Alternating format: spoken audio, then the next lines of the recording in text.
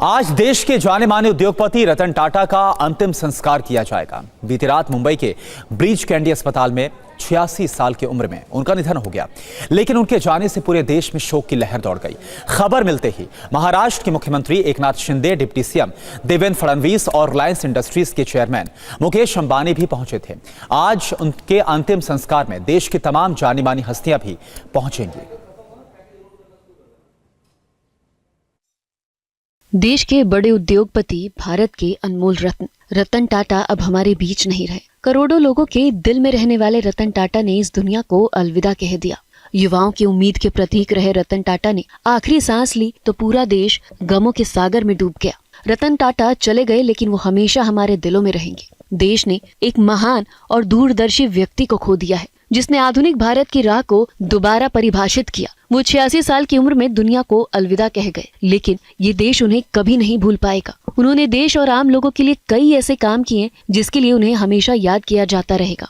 रतन टाटा एक दरियादिली इंसान थे। वो मुसीबत के वक्त देश के लिए हमेशा खड़े रहते थे। वो महज एक बिजनेस लीडर नहीं थे, उनमें सत्यनिष्ठा, दया भाव और व्यापक भलाई के लिए अटूट प्रतिबद्धता के साथ भारत की भावना समाई थी। टाटा ग्रुप को बुलंदियों तक पहुंचाने वाले रतन टाटा हमारे बीच अब नहीं रहे। नमक से लेकर सॉफ्टवेयर तक बनाने वाले रतन टाटा को देश कभी नहीं भूल पाएगा।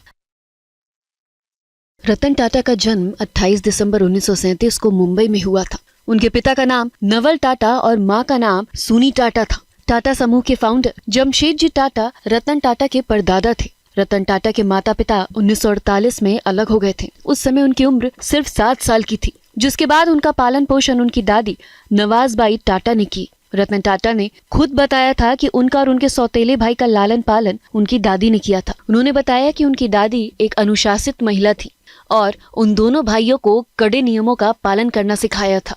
वो एक बड़े घर में रहा करते थे जिसे उनके दादा ने बनवाया था। उनके परिवार में सभी को बराबर का सम्मान दिया जाता था। उन्होंने बताया था कि रोल्स रॉयस उनकी दादी की पसंदीदा गाड़ी हुआ करती थी, जिसमें वो स्कूल जाया करते थे। लेकिन पुरानी गाड़ी में स्कूल जाना उन्हें पसंद नहीं था। ऐसे में वो स्कूल से पैदल ही आते थे और उनकी कार उनके पीछे चला करती थी। लेकिन रतन टाटा को मान सम्मान विरासत में नहीं मिला। रतन टाटा ने इसके लिए खूब संघर्ष किया।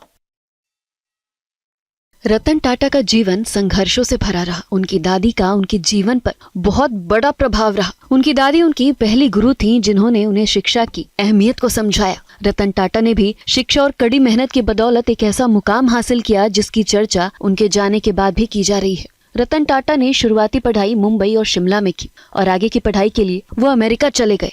रतन टाटा ने 8वीं कक्षा तक कैंपियन स्कूल मुंबई में पढ़ाई की। उसके बाद मुंबई के कैथेड्रल और जॉन कॉनन स्कूल में भी वो पढ़े और आगे की पढ़ाई शिमला के बिशप कॉटन स्कूल में की। उसके बाद उन्हें उसके आगे की पढ़ाई के लिए अमेरिका भेजने का फैसला लिया गया। रतन टाटा 17 साल की उम्र में अमेरिका चले गए और करीब 10 सालों तक वो अमेरिका में ही रहे। उन्होंने कार्नेल यूनिवर्सिटी से आर्किटेक्चर एंड स्ट्रक्चरल इंजीनियरिंग की डिग्री 1959 में हासिल की। उसके बाद रतन टाटा लॉस एंजलिस चले गए।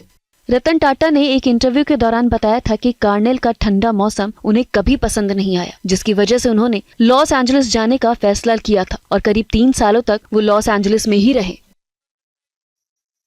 रतन टाटा को टाटा कंपनी में नौकरी कैसे मिली, इसके पीछे भी एक दिलचस्प कहानी है। रतन टाटा अमेरिका में पढ़ाई कर रहे थे और वहीं बसना चाहते थे, लेकिन उनकी दादी की तबीयत खराब होने की वजह से वो भारत लौट आए।